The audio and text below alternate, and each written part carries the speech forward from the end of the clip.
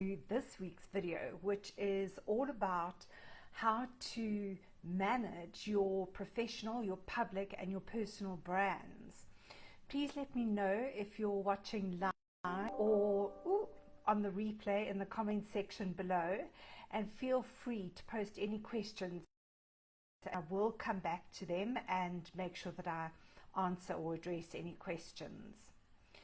Last week's video was about how to stay in the long game of sales and how to create the resilience and strategy to become a 10%er.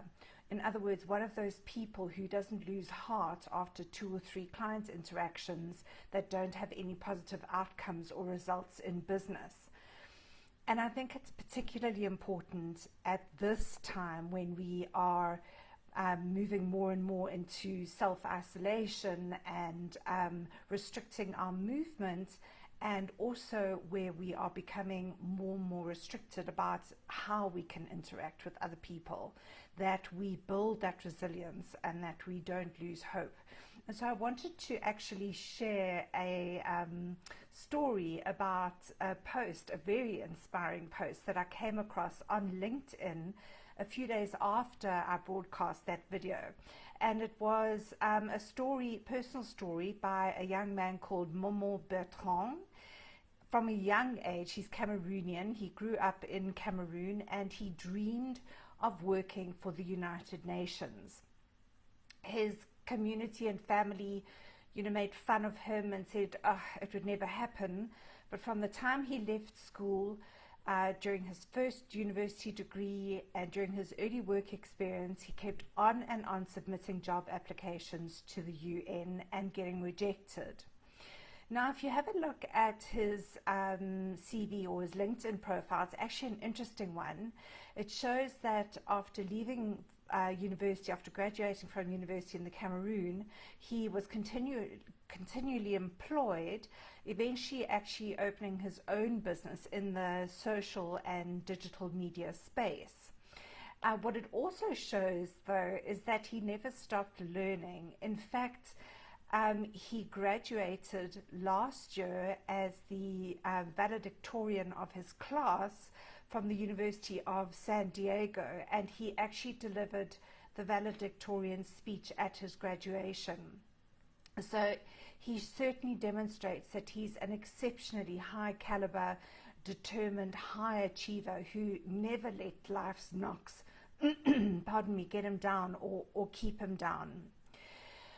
But his dream of working for the UN was still top of mind, and he never gave up on applying for jobs. And do you know, this is what is so extraordinary. After 500 different job applications over almost a decade, he was finally accepted, and he is now working for the UN. He is a great example of what I was talking about last week, of resilience and that perseverance that finally makes your dreams become a reality. If nothing else, remember Momo Bertrand and keep at it, especially during these tough times. So this week I'm going to share a personal story, or share a story about a personal friend, with his permission, who holds a very special and revered position in his community, and who has to be extremely careful about how he balances his public and his private lives.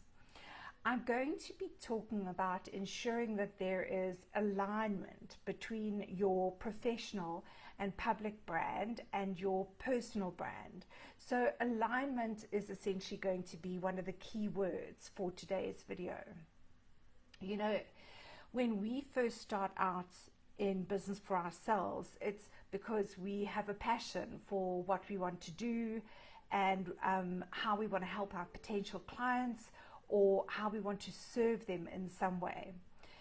But one of the things that I don't think we realize as entrepreneurs before we go into business for ourselves is that in order to make the business a success, we are the ones who have to become the brands and faces of the business. We are the face of the business, and it is us that our potential client chooses to work with at the end of the day, because they form some kind of a relationship or a bond with us.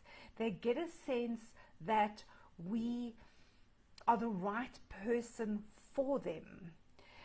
And so, because it's my personal mission to make marketing yourself and your business in an aligned and authentic way as easy and stress-free as possible, you can find a link in the intro to this video to get a copy of my free guide on how to create an entire month's worth of social media content from just one original piece of content. For those of you who don't know me, I'm Megan Hudson. I'm a dog-loving, tree-hugging business and marketing coach with almost 20 years experience in the coaching industry and 10 years experience in brand marketing and advertising prior to that. I worked for one of the top agencies in the world locally, and I also worked on some of our best known brands here in South Africa. I specialize in helping coaches like you find and define your niche, which is one of the best ways of future-proofing your coaching practice, and also teach you how to market your practice without spending a cent, because very few coaches have unlimited marketing budgets when we first establish our coaching practices. You can learn more about my one-on-one VIP coaching package or my 12-week coaching program by visiting my website, www.nicheintelligence.co.za.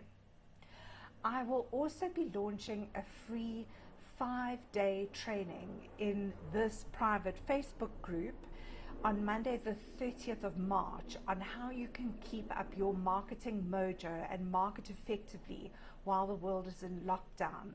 It's easy for us to get caught up in all the negativity that's going around and to go into a negative tailspin and lose sight of the fact that this will eventually pass. Life will revert to perhaps a new normal, but it will pass.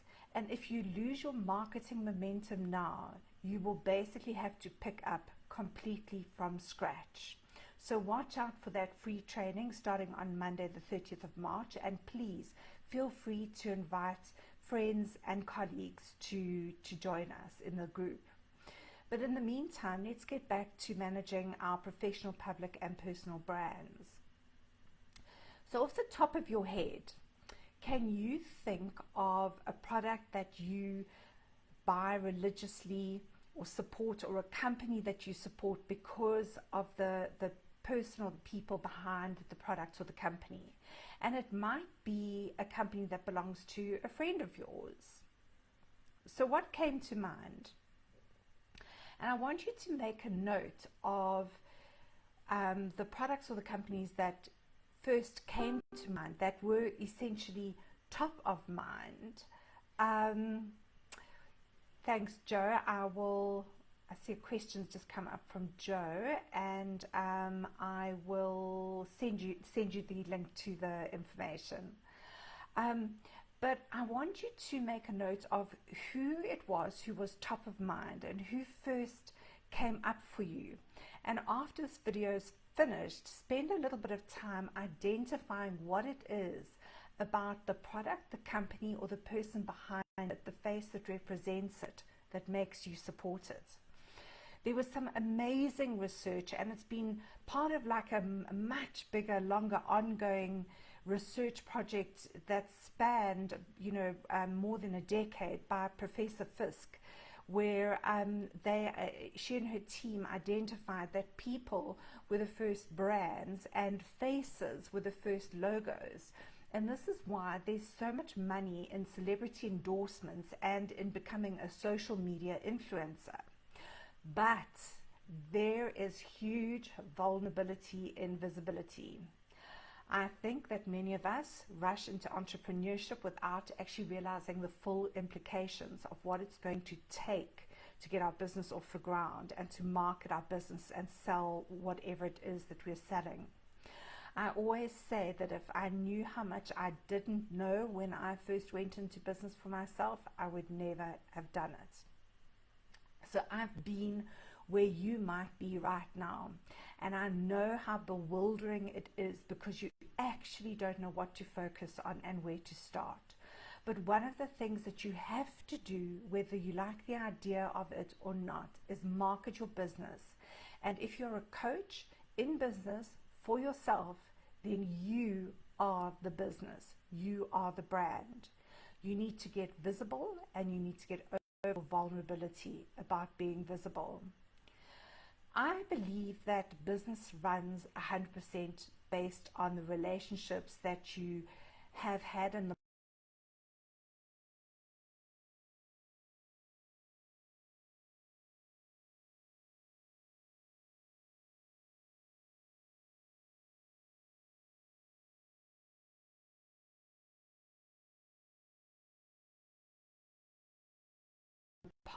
brand. Ultimately, brand you, is what your clients are resonating with. And so you need to put yourself out there, whether it's through attending events and networking functions, although this is obviously not happening at the moment. But by all means, while we are self-isolating, attend as many online events as you can, so that you are still networking with people and still having the opportunity to interact with other people. Join professional bodies or embark on online marketing activities. And I can personally tell you that my video content, so my weekly trainings like this, or the free 5-day challenge that I'll be starting on Monday the 30th, so that's not this coming Monday, it's the next Monday, they are the biggest source of how I get my business online, because people like you watching now get to know me. You get a sense of who I am in my personal and professional capacity. But I really am digressing, so let me get back to telling you more about my friend. So he's a highly revered, holy person in his native land and community, and his title even includes the words His Eminence. He's a nationally revered spiritual teacher, and he's nothing short of impressive when he's acting in his official capacity. I mean, I still get goosebumps when I think of ceremonies that I've attended.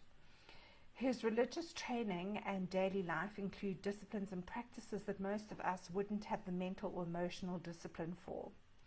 He's a young man, he's in his early 30s, and he's crazy nuts about cricket, like crazy about cricket. And in particular, despite the fact that he's not a South African, he is a fan of the South African cricketing team. And you only had to mention A.B. de Villiers' name to get every single stat from every game that A.B. de Villiers had ever played in his entire cricketing career. This guy is like a walking stats book. Anyway, a few years ago, we were privileged to host him in our home on one of his visits to South Africa in his private capacity.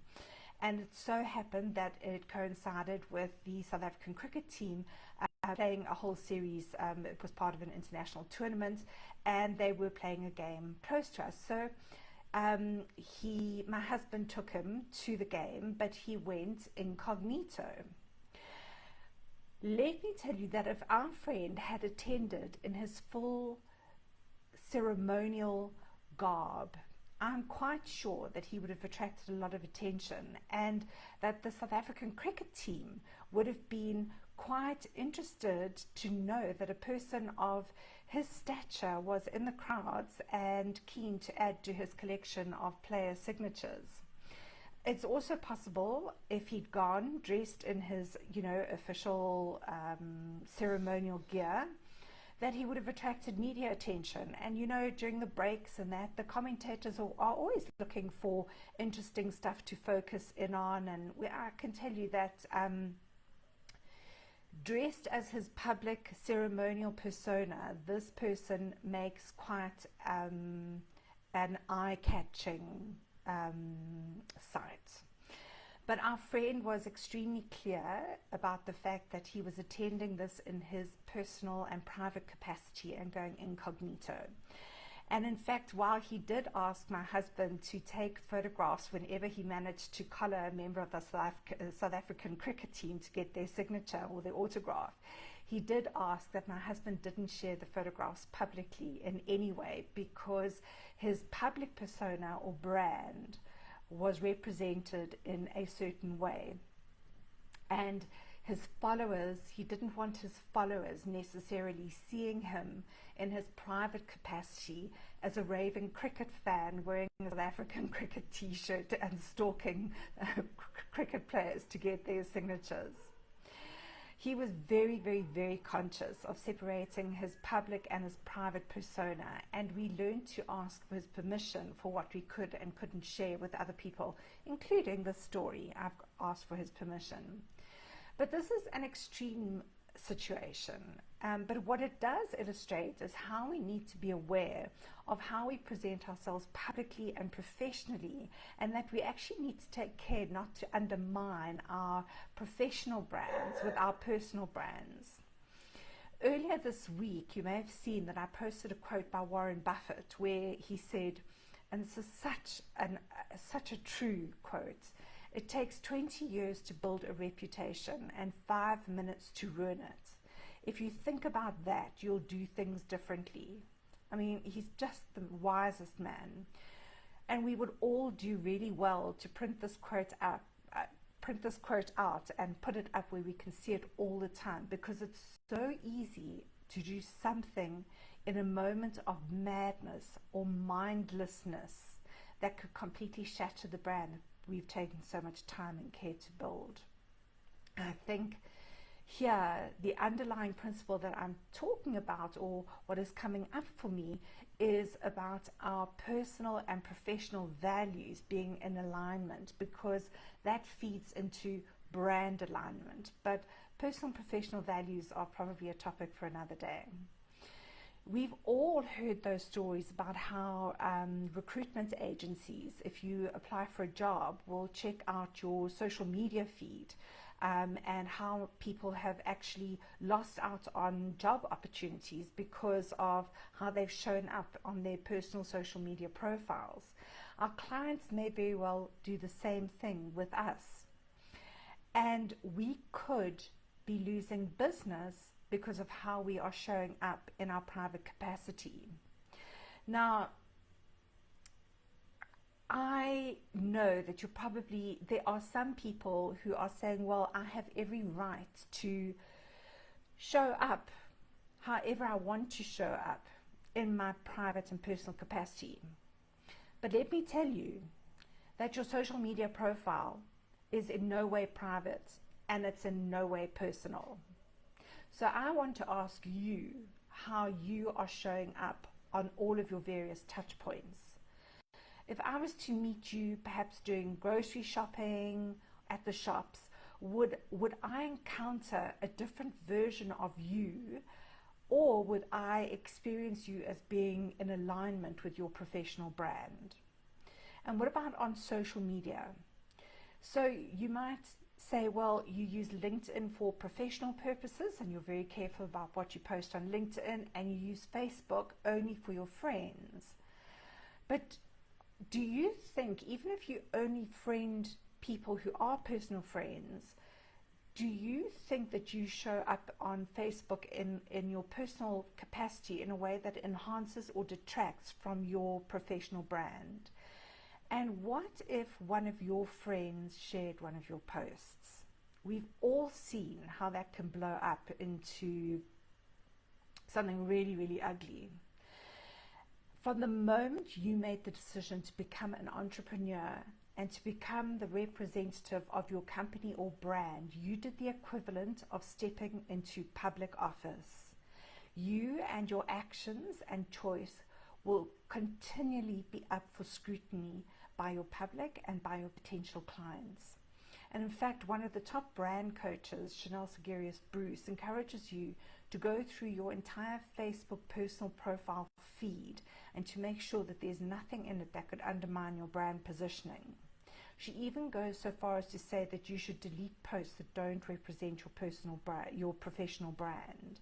She calls it doing a personal Facebook page self-audit, and she advises you to answer a couple of questions like, does the pic and the banner on your Facebook personal page look professional? It can still be all about you and your family. I mean, my header pic is of my family, my tribe, my peeps, but it was a photograph that was taken professionally.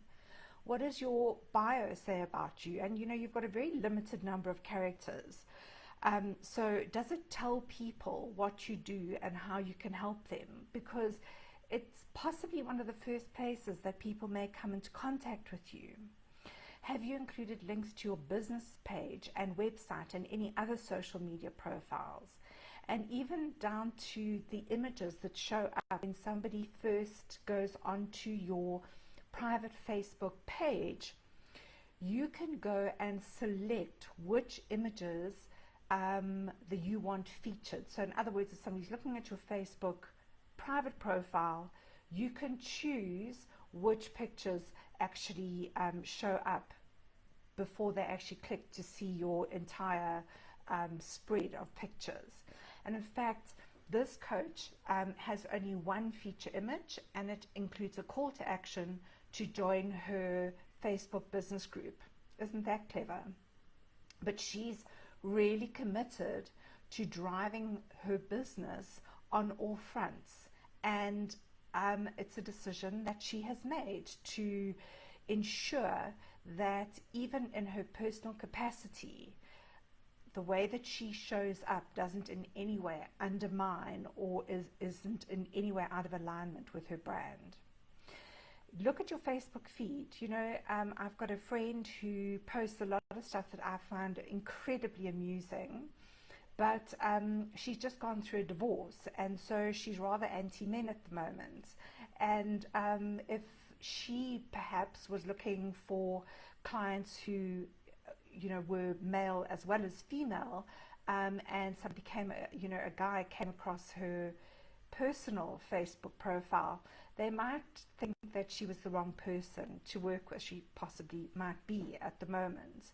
But sometimes, even though we share memes that we think are funny or amusingly sarcastic, we need to be able to stand back and step in our potential clients' shoes, because our posts might showcase us in a different light from how we've positioned our professional brand. In a previous video, I've told a personal story about how years ago I dropped my coffee machine off in Pretoria for servicing, and it was one of my chore days, and I'd rushed out of the house in my kind of shoes off self version of me, with no makeup or certainly no public face on. At the time, I had a very, very distinctive short platinum blonde hairstyle. It was so distinctive that people would even stop me in shopping centers or on the street to comment on it. Anyway, a couple of weeks later, my husband and I were out on a date, and we were in fancy dress. We were dressed up to the nines. We had face masks and costumes. We really, really were in fancy dress and having an absolute ball of a time.